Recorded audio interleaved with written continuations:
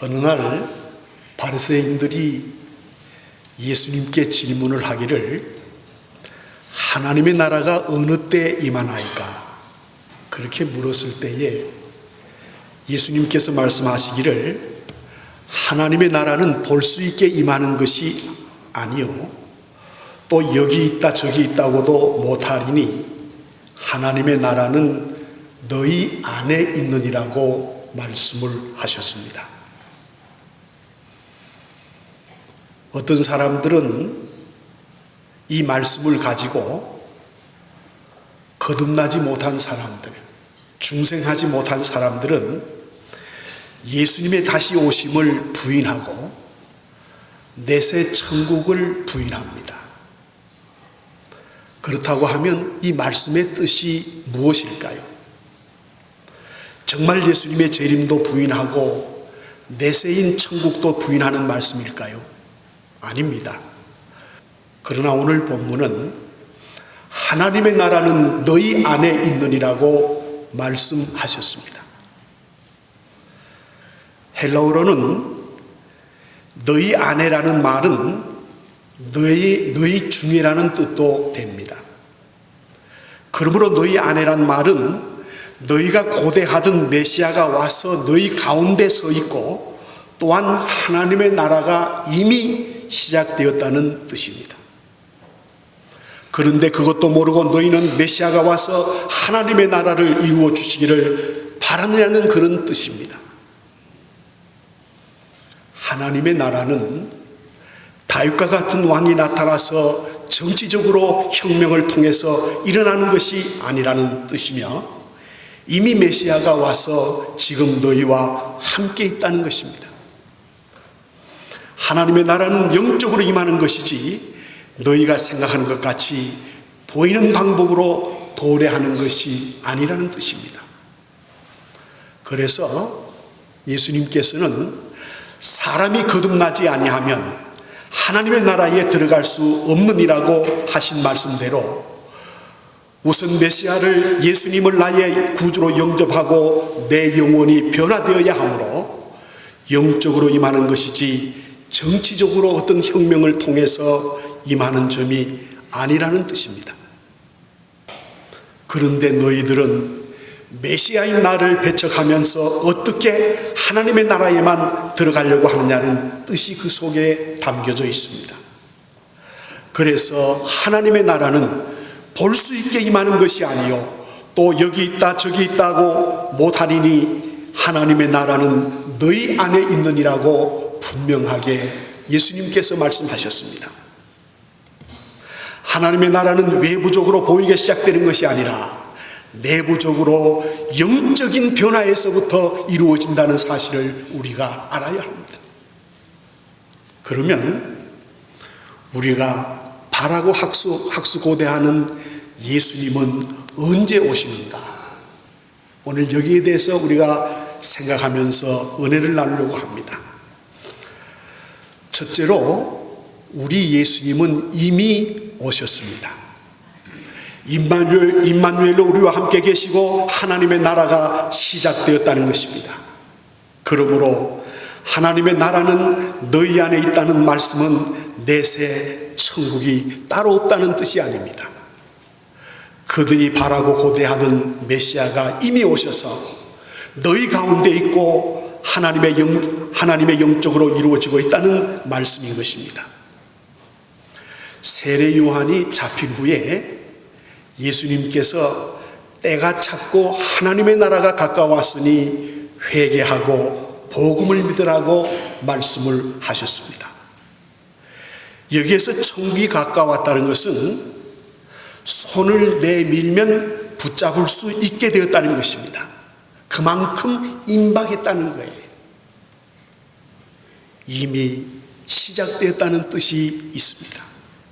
너희 가운데 이미 와 있다는 뜻입니다. 다른 데서 찾으려고 하지 말라는 뜻입니다. 사도 베드로는 말합니다. 그런즉 이스라엘 온 집이 정령 알지니 너희가 십자가에 못 박은 이 예수를 하나님이 주와 그리스도가 되게 하셨느니라고 오순절 성령 강림 후에 외쳤던 말씀입니다. 바울도 말합니다. 그런즉 누구든지 그리스도 안에 있으면 새로운 피조물이라. 보라, 이전 것은 지나갔으니 새 것이 되었도다.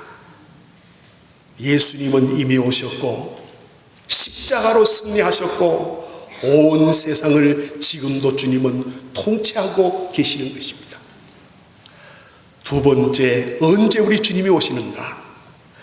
예수님은 오고 계시는 것입니다.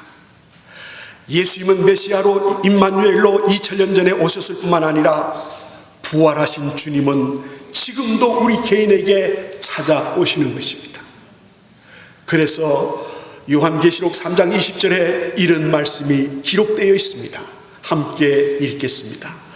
볼지어다 내가 문 밖에 서서 두드리노니 누구든지 내 음성을 듣고 문을 열면 내가 그에게로 들어가 그와 더불어 먹고 그는 나와 더불어 먹으리라. 아멘. 지금도 우리가 우리의 마음 문을 열고 예수님을 영접하기만 하면 찾아오셔서 우리에게 영생을 주시고 우리에게 기쁨을 주시고 우리에게 편안을 주시고 우리와 함께하여 주신다는 말씀입니다. 거듭난 신자가, 중생한 신자가 살아있는 교회는 예수님이 날마다 찾아오시고 만나주시는 체험을 하는 교회인 것입니다. 저는 우리 성운교회가 바로 이런 교회가 되기를 원합니다. 예수님이 우리가 예배 드리는 이 순간에 이곳에 와 계셔서 우리와 함께 하시는 교회, 정말 하나님이 인정하는 그런 교회가 되기를 바랍니다. 예수 그리스도는 어제나 오늘이나 영원토록 동일하느냐고 말씀을 하셨습니다. 그리스도인들은 부활하시고 지금도 찾아오시는 예수님을 믿고 날마다 사람들을 예수님께로 인도해 와야 하는 것입니다. 그런데 오늘날 많은 교회가 형식과 조직과 방법과 법만 남았고 영적으로는 죽은 시체나 다름이 없고 인간의 방법과 기계로 유지되는 교회가 많이 있습니다. 이런 인간의 방법과 기교로는 교회가 될 수 없습니다. 교회는 하나님의 말씀으로, 하나님의 방법으로 운영되어 나가야 그게 진정한 교회예요. 하나님의 선교가 이루어지고 하나님의 전도가 이루어지는 교회가 참 하나님이 원하시는 생명력 있는 교회인 것입니다. 마가복음 9장 1절에 이런 말씀이 기록되어 있습니다.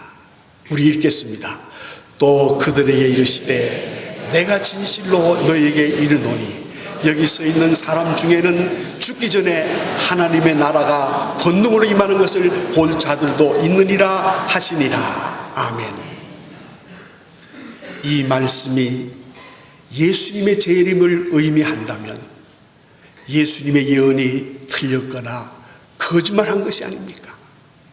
그러나 다음 절에 보면 엿새 후에 예수님께서 베드로와 요한과 야고보를 데리고 변화산에 올라가 기도하시다가 옷이 광채가 나며 변형되더니 모세와 엘리야가 나타나더니 서로 대화하는 장면을 우리가 볼 수 있습니다.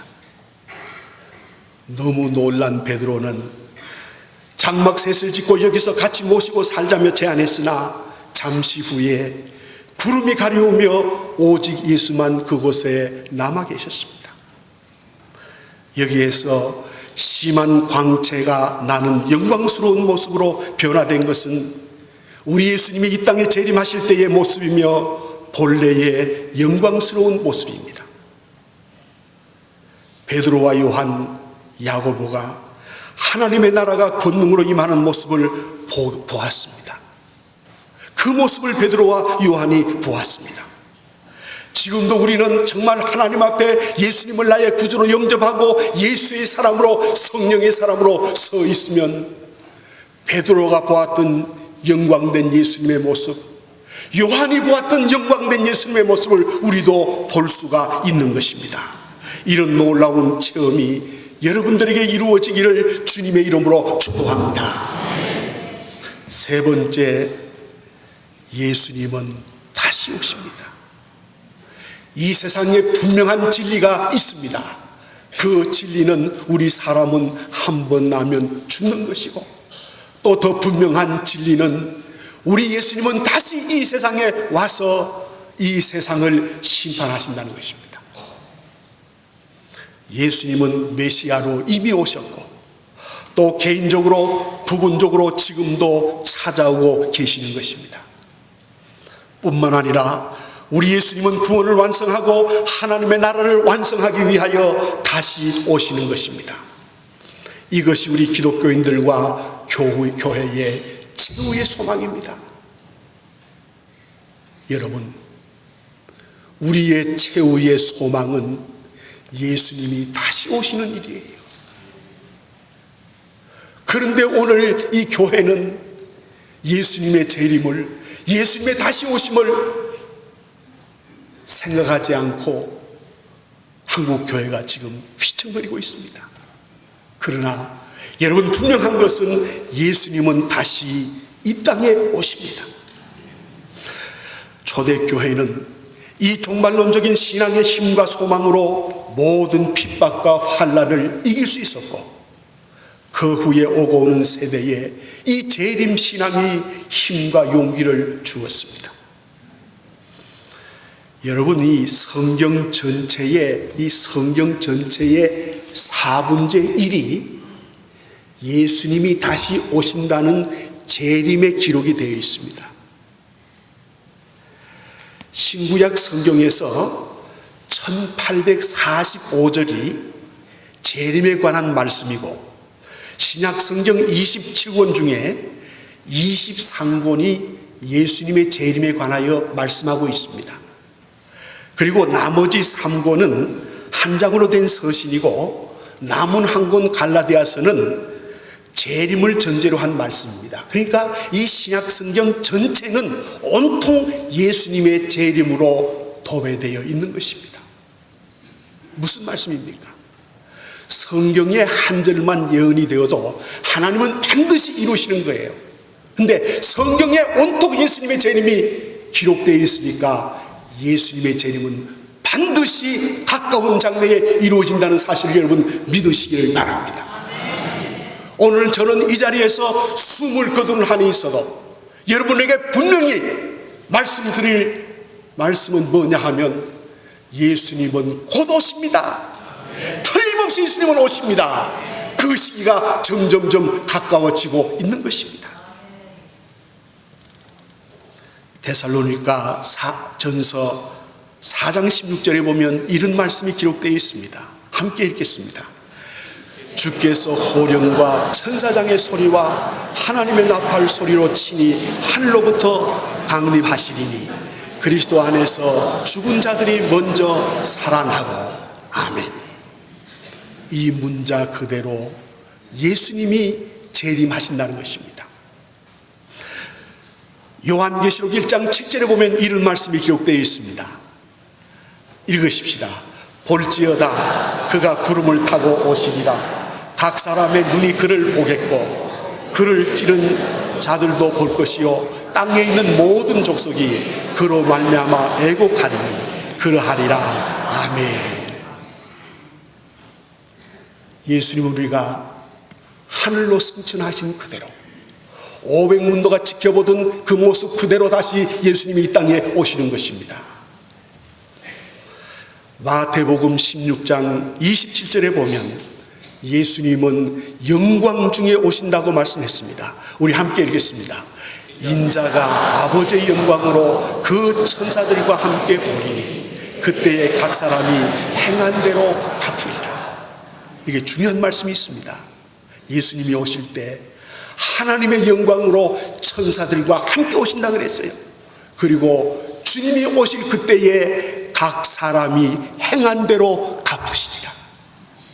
갚는다는 것은 심판하신다는 것입니다. 왜 주님이 오십니까? 심판하시기 위해서 이 땅에 오시는 것입니다. 마태복음 24장 30절에 보면 이런 말씀이 기록되어 있습니다. 읽겠습니다. 그때에 인자의 징조가 하늘에서 보이겠고 그때에 땅의 모든 족속들이 통곡하며 그들이 인자가 구름을 타고 능력과 큰 영광으로 오는 것을 보리라. 이 말씀에 보면 주님은 구름을 타고 능력과 큰 영광으로 오는 것을 본다고 말씀했습니다. 우리 주님은 마태복음 25장 31절에 보면 천사들과 함께 오신다고 말씀했습니다. 요한계시록 22장 7절에 보면 우리 예수님은 속히 오신다고 말씀했습니다. 더디 오시는 것이 아니라 속히 오신다고. 그 다음에 마태복음 24장 50절에 보면 생각지 않는 때에 예수님이 오신다고 말씀했습니다. 생각지 않는 때에, 마음 턱 놓고 있을 그때에 도적과 같이 임하신다고 말씀했습니다. 요한복음 14장 2절에 보면 이런 말씀이 기록되어 있습니다. 읽겠습니다. 내 아버지 집에 거할 곳이 많도다. 그렇지 않으면 너희에게 일렀으리라. 내가 너희를 위하여 처소를 예배하러 가노니 그랬습니다. 예수님이 왜 오십니까? 저와 여러분들을 데리러 예수님이 오십니다. 예수님이 성천에서 하늘 올라가신 것은 우리가 장차 거해야 할 처소, 하나님의 천국의 처소를 예배하기 위해서 올라가셨다가 다시 오실 때에는 우리를 그곳으로 인도하기 위해서, 데리러 가시기 위해서 이 땅에 오시는 것입니다. 그러면 우리 예수님은 언제 오십니까? 이것이 중요합니다. 그런데 성경은 말합니다. 아무도 그날과 그 시는 모른다고. 그래서 마가복음 13장 32절의 말씀이 기록되어 있습니다. 읽겠습니다. 그러나 그날과 그때는 아무도 모르나니 하늘에 있는 천사들도 아들도 모르고 내 아버지만 아시느니라. 아멘. 여러분, 예수님이 언제 온다고 날짜를 못 받는 사람들은 가짜입니다. 이단입니다. 그 자체가 잘못되었어요. 그러나 분명히 들으시기 바랍니다. 예수님이 빛에 속한 자들은 짐작할 수 있다고 암시적으로 성경은 말씀하고 있습니다. 징조를 가르쳐주고 있습니다. 어느 때에 예수님이 오시는가를 하나의 상징적으로 보여줍니다. 그 가운데 무화과 나무의 비유입니다. 무화과 나무는 선민 이스라엘을 의미하는데 무화과 나무가 죽었다가 다시 살아난 것을 볼 때 인자가 곧 문 앞에 이른 줄 알라고 말씀하고 있습니다. 주후 70년경 멸망한 이스라엘 나라가 1948년 5월 14일에 독립을 했습니다. 이것은 무슨 뜻이냐 하면 예수님의 재림이 가까이 임했다는 것을 우리가 짐작할 수 있습니다. 두 번째는 열발가락 시대와 열불 시대가 되면 주님의 재림이 심히 가까움을 알 수 있습니다. 이 말은 다니엘서 2장 31절에서 35절에 그 종아리는 철로 되었는데 이것은 로마 제국이요, 로마가 멸망한 후 열발가락 시대가 되면 하늘에서 돌이 내려와 친다고 했습니다. 그 자리 즉 구라파에 여러 나라가 합해지면 곧 예수님이 재림하신다는 것입니다. 지금 구라파 유럽이 지금 다 거진 다 합해졌어요.